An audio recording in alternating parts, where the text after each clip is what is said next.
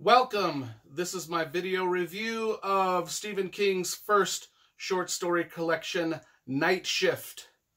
So that's what we're going to be reviewing today. As way of introduction, I'm Brian Lee Durfee, author of The Forgetting Moon, published by Simon & Schuster Saga Press. And this is my series of Stephen King reviews where I take every Stephen King book and review it in order of publication. Here we have Night Shift. Now, as you know, if you've been following the reviews, not only do I read the book, but I also follow along in the book to the audio version of the book found on audible.com. Now, for this book, there was no audio version found on audible.com, so I actually had to read this the old-fashioned way without a narrator backing it up in my voice or anything like that. So, that being said, my review of the Audible version is a 0 out of 10 because there just wasn't one. Hopefully they'll put one together soon. Let's see. So, short stories. I love Stephen King novels. Stephen King's my favorite writer. If you follow this channel, you know that. And if you follow this channel, please, I'm grateful for everybody that watches and all the views I get. Please tell your friends to subscribe, all that good stuff. Let's talk about short stories. I'm not a big fan of short stories. I'll just be honest with you. I don't read them. I don't write them. Every time I sit down to write a novel of my own or a story of my own, it ends up into a big, bloated epic like this fantasy series here. I just don't have a mind to create short stories. That being said, I can appreciate them when they're done well. And let me tell you, Stephen King has some classic short stories in this book, his very first book of short stories. So let's go over them. In fact, Stephen King is the only guy that I really read his short stories. There's a lot of authors that have short story compilation books. I don't look at them. Stephen King is my favorite author. I read everything he does. I've read all of his short stories. That's how much I love the guy. Still, I can be harsh on some of his stuff when I don't like it, and I'm going to be honest, there's a lot of stories in this book that I don't like. There's 20 short stories, and I'm just going to say positive things about the ones that I really liked. And the ones that I really liked, I mean, I really, really, really liked them. The ones that I didn't like, I just found they were kind of boring. They weren't interesting to me. I won't mention those. There's 20 stories. The ones that I do mention are the ones that you'll know that I liked. Everything else, you'll know that I just kind of was like, whatever. You know, okay, so let's start it out. Jerusalem's Lot is the first story in the book. I was kind of halfway liking it and not liking it. I understand it's a prequel to Salem's Lot. I get that.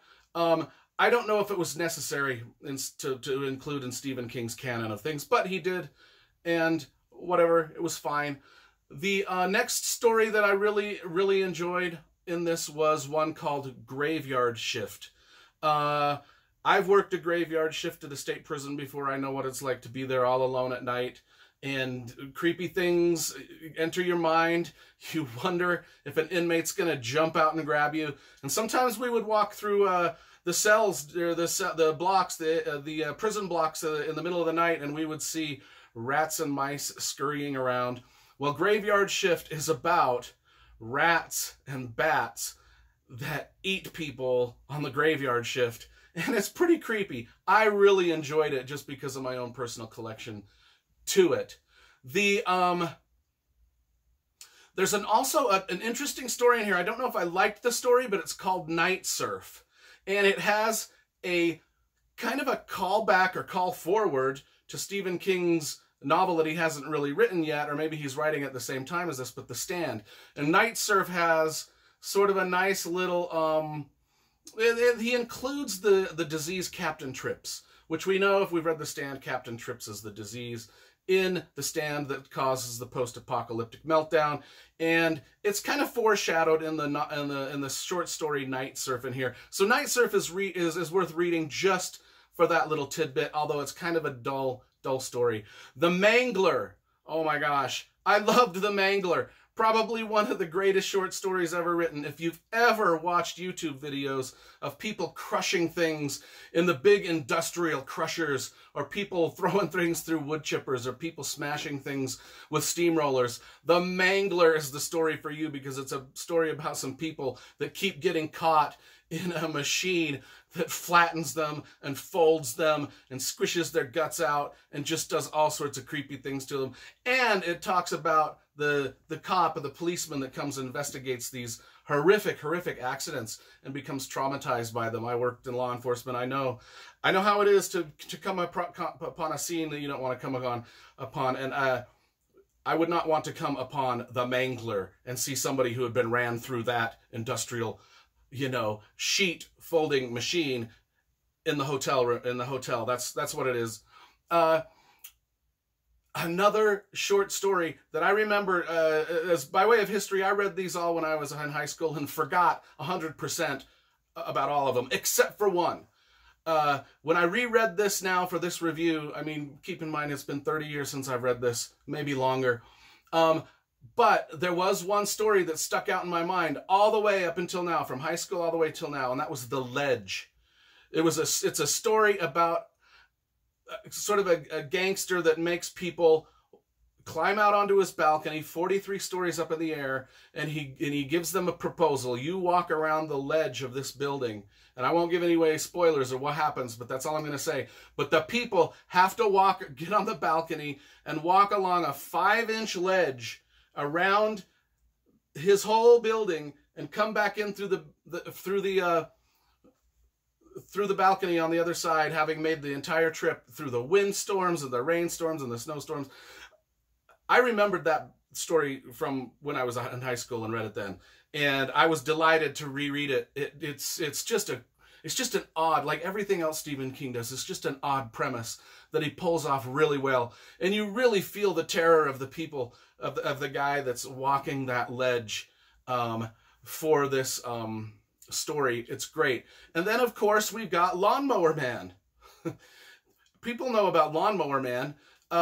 It's a twisted it's the quintessential twisted type Stephen King story where there's a naked lawnmower, a naked guy following the lawnmower around eating the grass. It's just weird. It's just bizarre.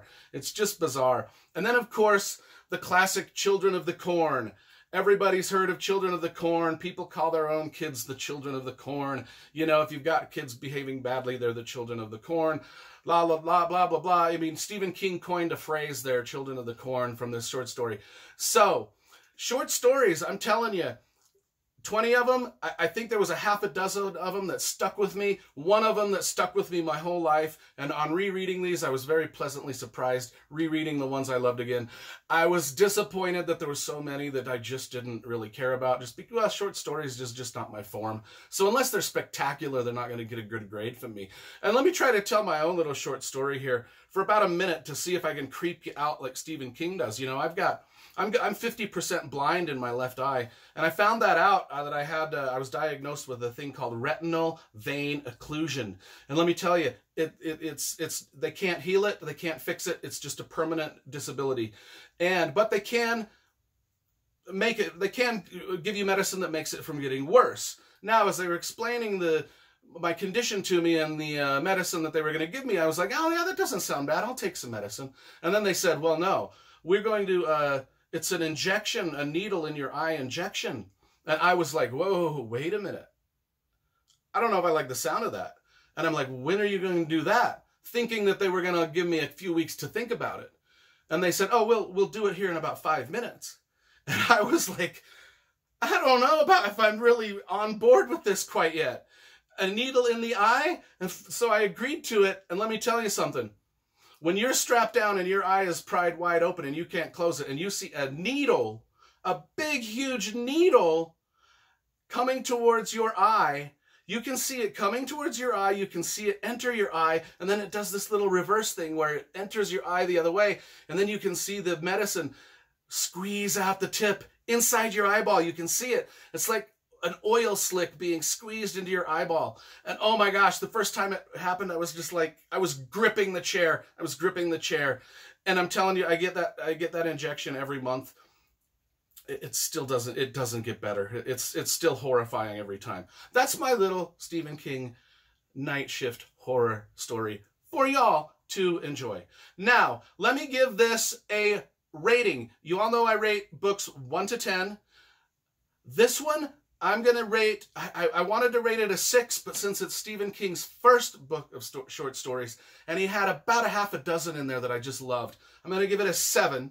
So we're going to rate this a 7 out of 10, which I think it's pretty good for short stories. I would never, there's no other author out there that does short stories that I would ever give that high of a rating to. I promise you. I promise you. I just don't read or get or understand a lot of short story stuff. I'm a novel guy. I'm an epic novel guy. That's just who I am. So 7 out of 10. I recommend it for 6 very classic stories. I think everybody should read it. Go out and get it. Again, I end every video by saying every single book that I write is dedicated to Stephen King, Motley Crue. There they are, Motley Crue and the Oakland Raiders. The 3 most important things in my life when I was growing up. And so they get a shout out at every book I ever write. Stephen King, you are the master. Everybody go out and get a copy of the Night Shift short stories. You will enjoy some of them.